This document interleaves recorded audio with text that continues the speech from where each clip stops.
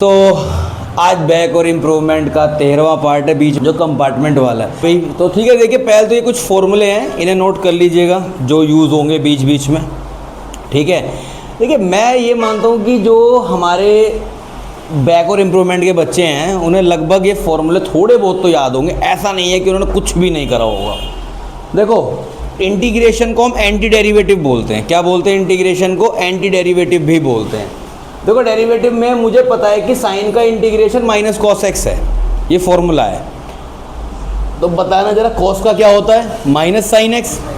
तो minus cos x का derivative क्या होगा? Sine x.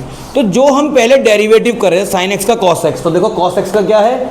Sine x. तो इंटीग्रेशन क्या होता है? Anti derivative. मेरा जो पहला मेथड है वो है integration by substitution method. Integration by substitution method. अब सब्स्टिट्यूशन मेथड में क्या होता है, कोई एक फंक्शन यहाँ पे ऐसा जरूर होगा, मतलब कोई एक फंक्शन, मैंने जैसे log x को फंक्शन ले लिया, यहाँ पे एफ एक्स को log x लिया, तो मेरे को देखना है कि एफ डैश एक्स क्या होता है? डेरिवेटिव। डेरिवेटिव क्या होता है log का? 1/x। मुझे ये चेक करना है क्या किसी फॉर्म में ये प्रेजेंट है यहाँ पे 1/x? ये बताइए, क्या 1/x यहाँ पे किसी तरह से प्रेजेंट है? आप कहोगे सर है। तो हम क्या करते हैं, बस ये बात ध्यान रखनी है आपको पूरे क्वेश्चन में। तो log x को सब्स्टिट्यूट का मतलब क्या होता है? किसी और वेरिएबल में कन्वर्ट करो। तो आपने log x को क्या लेट कर लिया? t। अब log x का डेरिवेटिव करो तो 1/x, log x का यही होता है ना, 1/x। और t का क्या होगा? dt/dx। क्या होगा? dt/dx। तो मुझे बताइए, अगर मैं dx को इधर ले आऊं तो dx/x किसके इक्वल आएगा? dt के। dx/x किसके इक्वल आएगा? dt के। इधर ले आओ जी इसे, कोई बात नहीं। log x को क्या माना है हमने? t। तो ऊपर क्या आ गया? t²। और dx/x की वैल्यू क्या है? dt। तो बन गया हमारा t² dt। Last formula check करिए जरा, अगर किसी वेरिएबल की पावर n दे रखी है तो यहाँ पे भी n के साथ एक कंडीशन है कि n की वैल्यू -1 नहीं हो सकती। क्या नहीं हो सकती n की वैल्यू? -1 होते ही नीचे डिनोमिनेटर में 0 बन जाएगा, नॉट डिफाइंड आ जाएगा फॉर्मूले के हिसाब से। तो t² dt है, यहाँ पे पावर कितनी है? 2। तो इसको t को x की तरह ट्रीट करो और 2 को n की तरह, तो फॉर्मूला बनेगा x की power n+1, that is t की पावर n+1 अपॉन n+1। तो t की पावर n क्या है? 2 2+1 अपॉन 2+1 प्लस c बन गया। तो t³ अपॉन 3 प्लस c, और t क्या है? log x। तो log x³ upon 3 plus c। तो पहला क्वेश्चन नोट करिए। इसके बाद हमारा अगला क्वेश्चन क्या है?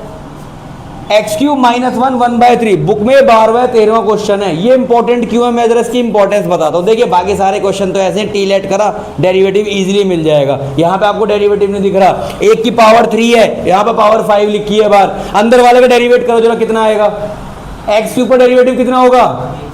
3x²। तो बाहर वाले की पावर कितनी है? 5। बाहर वाले की पावर कितनी है? 5। बाहर वाले की पावर मेन फंक्शन x³ और डेरिवेटिव के बाद जो आएगा x², दोनों में स्प्लिट हो सकती है, हो जाएगी ना स्प्लिट। तो क्वेश्चन क्या बना? x³ -1 into x³ into x² dx। तो x³ -1 को पुट करिए, t कितना आएगा? ये 3x² dx is equal to dt। तो बताइए x², देखिए अब मैं बार बार ऐसे नहीं लिखूंगा कि मैं यहाँ लिख रहा हूँ 3x², यहाँ पे dt/dx लिखा। ऐसे ही तो बताया था मैंने कि ये dt/dx बन जाता है और फिर dx इधर आ जाएगा। तो डायरेक्ट 3x² dx लिखा मैंने। क्या लिखा? 3x² dx। ये पहले dt/dx यहाँ आया, फिर dx इधर ट्रांसफर होगा। तो कैसे लिखेंगे?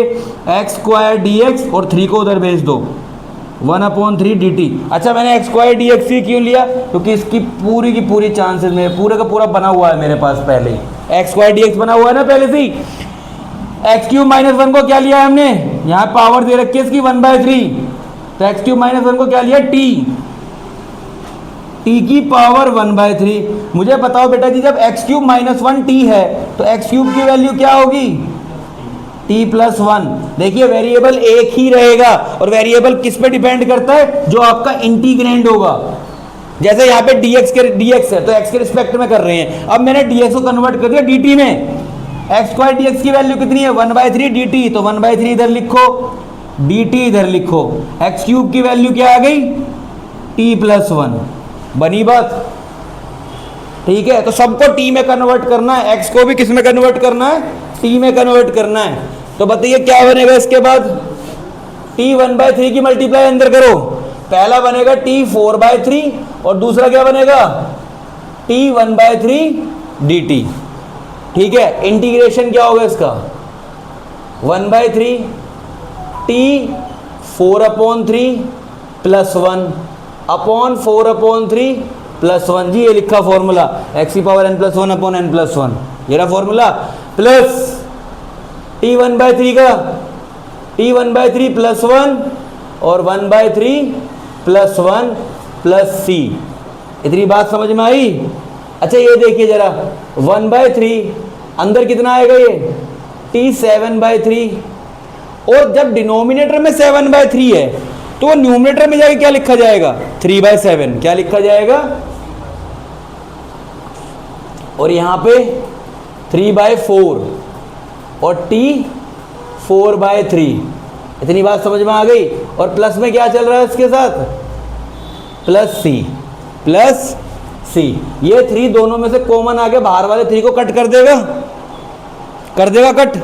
अब बताइए t की वैल्यू क्या पुट की थी हमने, x³ - 1, तो 1/7 x³ - 1 7/3 plus 1/4 x³ - 1 4/3 plus c। बन गई बात, समझ में आया क्वेश्चन। अब देखिए ये वाला question, e tan inverse x upon 1 plus x square, इसे कैसे करेंगे भाई। करने से पहले आपको ये देखना कि क्या आपको दो फंक्शन ऐसे दिख रहे हैं जिसका डेरिवेटिव प्रेजेंट है, जो खुद फंक्शन हो उसका डेरिवेटिव भी वहां होना चाहिए। तो देखिए इस क्वेश्चन को ना थोड़ा सा ऐसे लिखो, e tan inverse x into 1/x square 1/1 plus x square dx। तो अगर मैं देखूं fx को मैं रखा हूं tan इनवर्स x, क्या इस फंक्शन का डेरिवेटिव प्रेजेंट है? यहाँ पे डेरिवेटिव क्या होता है इसका 1/1 प्लस एक्स स्क्वायर, है प्रेजेंट डेरिवेटिव, है ना। तो tan इनवर्स x को मैंने t ले लिया, तो इसका डेरिवेटिव क्या होगा 1/1 plus x square dx is equal to dt। तो ये क्या आया et dt। अब बताइए जरा ex का इंटीग्रेशन क्या लिखा है, ex प्लस c, इसका आंसर क्या आएगा et plus c e raise to the power tan inverse x plus c। ये क्वेश्चन सबसे ज़्यादा इंपॉर्टेंट है, ये आपका CUET PUT जितने भी पेपर दोगे उसमें ज़्यादातर मिल जाएगा आराम से। ये क्वेश्चन है टफ थोड़ा सा, बस एक स्टेप के लिए टफ है, बहुत इजी क्वेश्चन है, यहीं हो जाएगा ये। देखो जरा इसे e की पावर 2x - 1 अपॉन e की पावर 2x प्लस 1। इस क्वेश्चन में आपको पहला स्टेप याद करना हो याद कर लो, जो समझ के करना हो समझ के कर लो। ex कॉमन लेना है इसमें से, जब आप ex कॉमन लोगे तो इसके पास e2x है, एक रह जाएगा, इसके पास नहीं है तो इसके डिनोमिनेटर में आ जाएगा। सेम काम यहाँ होगा,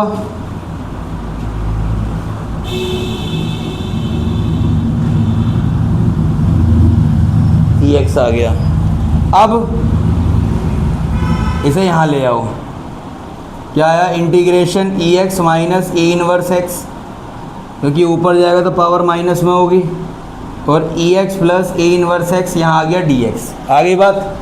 अब जो इसके डिनोमिनेटर में है इसको t लेट कर लो, ex plus a inverse x is equal to t। जी इसे क्यों करा भैया, ऊपर वाले को कभी लेट नहीं करते। देखो ऊपर वाला हमने यहाँ लेट कर लिया क्योंकि उसका derivative 1/1 plus x square complete है। आप ऊपर वाले को लेट करके नीचे नहीं ला सकते, लॉग नहीं है यहाँ पे। अगर यहाँ बाहर लॉग लगा होता हो इसके साथ तो मैं ले लेता पूरे लॉग को एक साथ, ठीक है। यहाँ पे मैं नीचे वाले को टी लेट करूँगा तो नीचे वाले का ex का आएगा ex, और e माइनस एक्स का क्या आता है। देखो पहली बात, जब हम e माइनस एक्स को डेरिवेट करेंगे d/dx करेंगे इसका, तो मुझे पता है कि सर ex का ex ही होता है और माइनस एक्स का -1, तो ये नेगेटिव में आएगा। Minus of e inverse x is equal to d t upon d x. तो बताइए e x minus e inverse x d x की वैल्यू पूरे न्यूमरेटर से मैच कर रही है, मैच कर रही है। तो क्या बनेगा ये e x minus e inverse x d x किसके इक्वल है, डी टी के। तो लास्ट में आंसर आया डी टी अपॉन टी किसके equal, log mod t plus c, और यहाँ टी की वैल्यू डाल देना e x plus e inverse x. ठीक है, ये 4 क्वेश्चन हुए अभी हमारे, हम इसमें अभी और क्वेश्चन करेंगे। देखो भाई यहाँ पे D t upon T log T कैसा है, तो 1 अपॉन एक्स डी एक्स का इंटीग्रेशन होता है log mod x plus c, तो उसी के तहत लॉग मॉड टी प्लस सी। ठीक है भैया, 5वां क्वेश्चन देखिए, D x upon cos square x into 1 minus ten x का होल स्क्वायर। अच्छा ये क्वेश्चन जो है वैसे तो बहुत ईजी है, पर दिमाग लगाएंगे वहीं दिमाग के घोड़े खुल जाएंगे, वहीं याद होगा तो दिमाग ख़राब बोलेगा कि कैसे होएगा कैसे नहीं होएगा। आए तो 8 ठा देंगे बस जी, ख़त्म, इंटीग्रेशन आया ख़त्म। हम तो कॉस स्क्वायर एक्स को ऊपर भेज देना, क्या आएगा,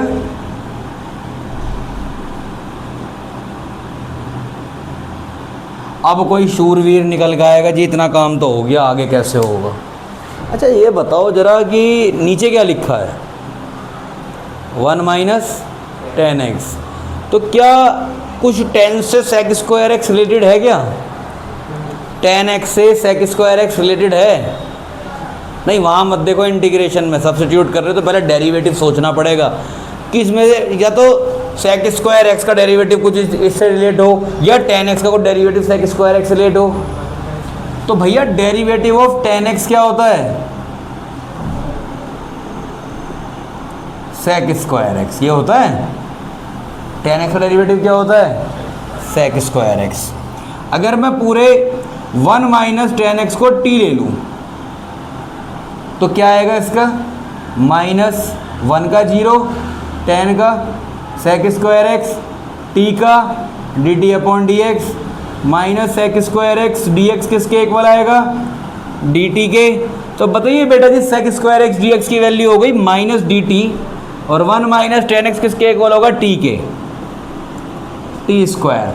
अब मेरे पास आ रहा है d t upon T square, जब ये टी स्क्वायर ऊपर जाएगा तो t माइनस 2 होगा, t की पावर क्या होगी, माइनस 2, x की पावर n का क्या बताया मैंने, x की पावर n प्लस 1, तो t की power minus 2 plus 1 upon minus 2 plus 1 plus c, तो t की पावर माइनस 1, नीचे भी क्या आया माइनस, ये ऊपर चला जाएगा, तो फाइनल आंसर आया इसका माइनस 1 अपॉन टी प्लस सी।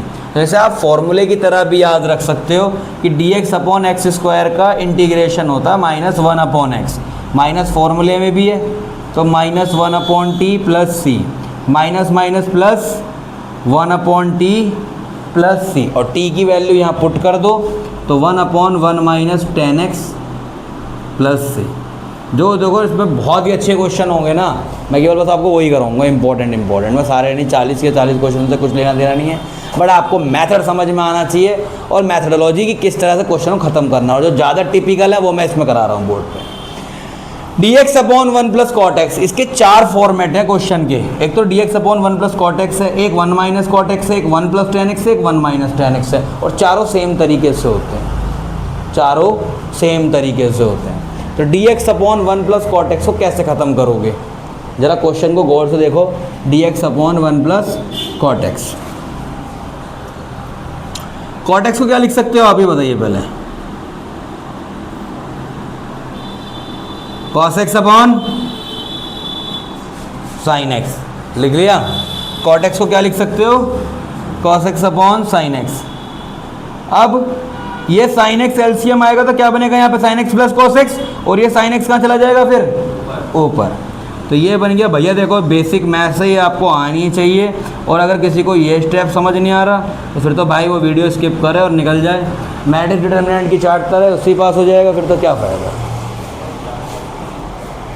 ठीक है, 8 नंबर के आते हैं, 8 नंबर से तो पहले ही पास नहीं हो पाया, मैट्रिक्स का क्वेश्चन भी सही नहीं होता बच्चों से।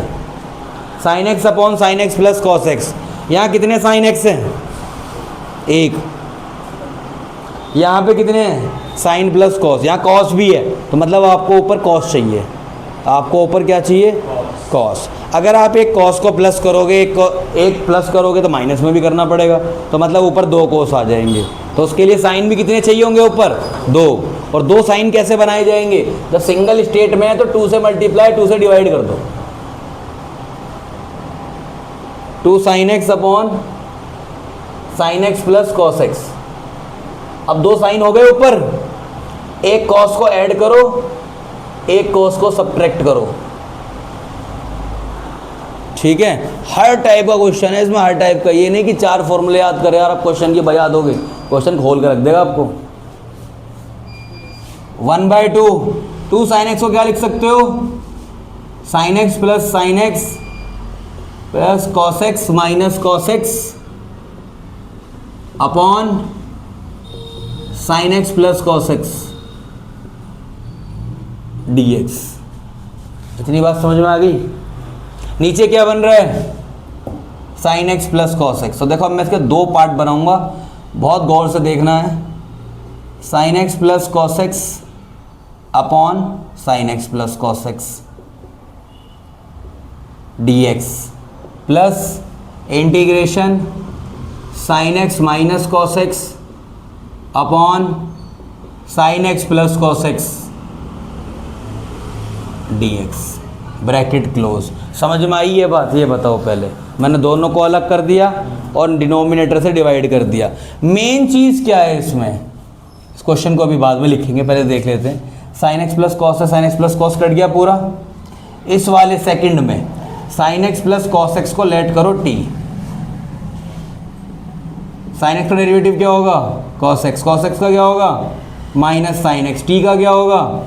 D t by d x. Minus common लो इसमें से, तो minus sine x minus cos x d x is equal to d t. अब क्यों लिया माइनस कॉमन? जरा बताओगे क्यों लिया माइनस कॉमन? क्योंकि हमें ऊपर sign x minus cos x चाहिए, तो यहाँ पे बना 1, तो 1/2 इंटीग्रेशन डी एक्स। ठीक है, अब बताओ sign x minus cos x d x की वैल्यू क्या आएगी?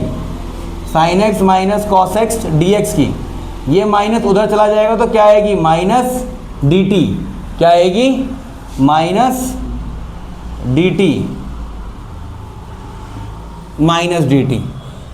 तो प्लस है, ये क्या बन जाएगा? Minus sine x upon cos x का माइनस डी टी बन रहा है, नीचे क्या आ रहा है? टी, और ये भी 1/2 के साथ आ रहा है। dx का इंटीग्रेशन क्या होगा? भाई सिंपल सी बात है, चाहे कहीं भी लिख लो, xn के साथ लिख लो कि dx का इंटीग्रेशन होगा x। जैसे 1 का डेरिवेटिव, x का डेरिवेटिव क्या होता है? 1, तो 1 का इंटीग्रेशन क्या होगा? x। dx का होगा x upon 2 minus d t upon 2 t का log mod t plus c, तो x अपॉन 2 माइनस 1/2 log, और t क्या है? Sine x plus cos x plus c. ये one of the important question है इसका। ठीक है, नोट करिए इसे। देखिए 6th क्वेश्चन क्या है? Root 10x upon sine x plus cos x. One of the important question है, लेकिन अगर थोड़ा सा दिमाग लगाओगे जल्दी ख़त्म हो जाएगा। हार्ड है नो डाउट, पर थोड़ा सा दिमाग लगेगा तो जल्दी ख़त्म हो जाएगा। आपको ऊपर नीचे 2 से मल्टीप्लाई करनी है। इसमें किससे मल्टीप्लाई करनी है?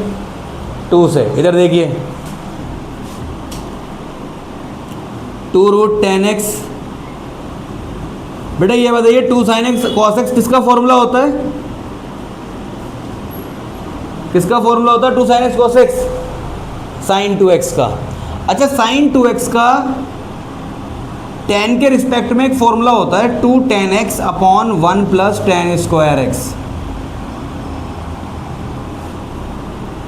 2 रूट 10x और ये आता है 2 tan x upon 1 plus tan square x. ये कहाँ चला जाएगा? ऊपर। 2 से 2 गया 2 से 2। भैया ये रूट 2 रूट 10 है, ये सिंपल 10 है, तो नीचे वाले पे क्या लग जाएगा? रूट लग जाएगा। ये बात मैं पहले भी वीडियो में कई बार बता चुका हूँ। मान लो अगर 2 अपॉन रूट 2 लिखा है तो इसे क्या लिख सकते हो? रूट 2। और अगर रूट 2 अपॉन 2 लिखा तो नीचे वाले को क्या लिखोगे? 1 अपॉन रूट 2। तो दो ही सेम क्वांटिटी, एक अगर रूट में एक बिना रूट के लिखिए तो रूट कट के दूसरे पर रूट आ जाएगा। 1 plus tan square x sec square x. आई पिछले किसी क्वेश्चन में मैंने बताया था कि अगर मैं tan x को t लेट करता हूँ तो सेक स्क्वायर एक्स किसके इक्वल होगा, dt अपॉन डी एक्स के। तो sec square x d x d t होगा, तो ये बनेगा ऊपर डी टी, नीचे बनेगा रूट टी। तो अपने ना फॉर्मूले में कहीं भी इसे बहुत इम्पोर्टेंट करके लिख लो कि 10 जगह 20 जगह 50 जगह ये यूज़ होगा। D t upon root t का इंटीग्रेशन होता है 2 रूट टी प्लस सी। तो दिमाग में डाल लेना, d x upon root x का 2 रूट एक्स प्लस सी और d t upon root t 2 root t plus c. इसे बिल्कुल रट लो, घोट लो दिमाग में ढंग से। तो ये हो गया 2 रूट टी, और टी क्या है, टी क्या है tan x। ठीक है, देखो मैंने tan x को t लिया है, रूट tan x को नहीं लिया। मैं अलग से लिख देता हूँ, कहीं गड़बड़ी कर दो वहाँ पे। मैंने tan x को t लिया है, तो यहाँ पे 2 रूट टी, तो 2 root tan x plus c. ये भैया एक खास क्वेश्चन था जो बहुत जल्दी ख़त्म हो गया, बस आपको ये फॉर्मूला याद होना चाहिए। इसके बाद 7th क्वेश्चन जो मैंने इंपॉर्टेंट निकाला है वो क्या है, देखिए जरा, x plus 1 bracket x plus log x का होल स्क्वायर अपॉन x। देखो अब उनकी तरह तो कर नहीं सकते जो 9th पे रिसर्च कर रहे हैं, पूरी 9th और 10th की रिसर्च चल रही है कि मैंने पूरी रिसर्च करी है 1 साल 2 साल ढंग से, और मैं 9th के 100-200 क्वेश्चन पेपर करके आया हूँ, और मैं 9th के सारे क्वेश्चन लगा दूंगा हर एक स्कूल के। तो उनकी तरह तो पॉसिबल नहीं है। 12th में कर लेना, क्योंकि 12th अलग फॉर्मेट है बिल्कुल। x upon x plus 1 upon x, और यहाँ पे क्या आएगा, x प्लस लॉग एक्स का स्क्वायर डी एक्स। अच्छा, x से x कटेगा, क्या बचेगा, 1 प्लस 1 अपॉन एक्स और x प्लस लॉग एक्स का होल स्क्वायर डी एक्स। ये 3 स्टेप करे मैंने, समझ में आए। पहले मैंने x प्लस 1 को x से डिवाइड करा, फिर दूसरा स्टेप है x प्लस लॉग एक्स का स्क्वायर। दोनों को अलग अलग डिवाइड करो तो x upon x plus 1 upon x, x से x कटेगा 1 आएगा, 1 प्लस 1 अपॉन एक्स। ये साथ के साथ चलता रहेगा। ये मैंने क्यों किया अलग, थोड़ी बुद्धि लगाओ जरा। x का डेरिवेटिव क्या होगा, x का 1 और log x का 1 अपॉन एक्स, तो 1 प्लस 1 अपॉन एक्स बन रहा है, यहाँ पे नहीं बन रहा। तो अब क्या करेंगे हम, x प्लस लॉग एक्स को ले लेते हैं t, तो x का होता है 1, log x का 1 upon x d x 1 upon x, और t का d t by d x. तो 1 plus 1 upon x d x is equal to d t. और देखो 1 plus 1 upon x d x, इसकी वैल्यू है डी टी, और x plus log x को let किया हमने t, तो क्या बना ये टी स्क्वायर डी टी। तो बताइए एक्स एन का क्या होता है, x की पावर n प्लस 1, तो t की power 2 plus 1 upon 2 plus 1 plus c, t cube upon 3 plus c. T कितना है, टी लेट किया हमने, बाहर ले लो 1 अपॉन 3, 1 प्लस 1 अपॉन एक्स की पावर 3 प्लस सी। ये बन गया भैया। अगर ऐसे लिखते हो ना 1 अपॉन 3, अब कहोगे सर 3 तो मल्टीप्लाई में आ गया। 1 अपॉन 3 है वो 3 नहीं है। तो 1 अपॉन 3 अगर इसके साथ मल्टीप्लाई में, मतलब 3 डिवाइड में ही है इसके, समझ गए जी, प्लस सी। तो ये हो गया क्वेश्चन। ये पहली एक्सरसाइज के एक क्वेश्चन और है जो पहले एक्सरसाइज में इंपॉर्टेंट है, उसे और कराता हूँ साथ के साथ। 8th क्वेश्चन है इसका, D x upon sine square x cos square x. ये बोर्ड में आया हुआ क्वेश्चन है, अच्छा क्वेश्चन है, ये आ सकता है। देखिए इसे कैसे करेंगे। ऊपर कुछ नहीं है, 1 तो है, तो 1 को सोचो कुछ ऐसा कि साइन स्क्वायर और कॉस स्क्वायर एक्स के रिलेशन में कुछ बन रहा हो, तो क्या बन सकता है। ये इसका ईजिएस्ट वे है। 1 को क्या लिख सकते हो, sign square x plus cos square x. अच्छा ये क्यों लिखा, इस प्लस के साथ दोनों को अलग अलग कर लो, तो sine square x upon sine square x cos square x plus integration cos square x upon sine square x cos square x d x. Cos से कॉस गया, गया साइन से साइन, 1 अपॉन कॉस स्क्वायर एक्स क्या बनेगा, sec square x d x, और 1 अपॉन sine square x integration cosec square x d x. 1 अपॉन साइन कॉसेक होता है। चेक करिए, मैंने सेक स्क्वायर एक्स का फॉर्मूला लिखवाया tan x, तो यहाँ बनेगा tan x, और कॉसेक स्क्वायर एक्स का होता है माइनस कॉट एक्स प्लस। तो ये क्वेश्चन ख़त्म। ये क्वेश्चन इंपॉर्टेंट थे, पहली एक्सरसाइज सेकंड एक्सरसाइज के हो गए। अगली पार्ट में हम थर्ड और फोर्थ एक्सरसाइज के इंपॉर्टेंट क्वेश्चन करेंगे। थर्ड और फोर्थ इंपॉर्टेंट और फिफ्थ और सिक्स्थ बहुत ही ज़्यादा इंपॉर्टेंट है, तो उसमें से आपको मिस नहीं करनी क्लास। ठीक है, थैंक यू।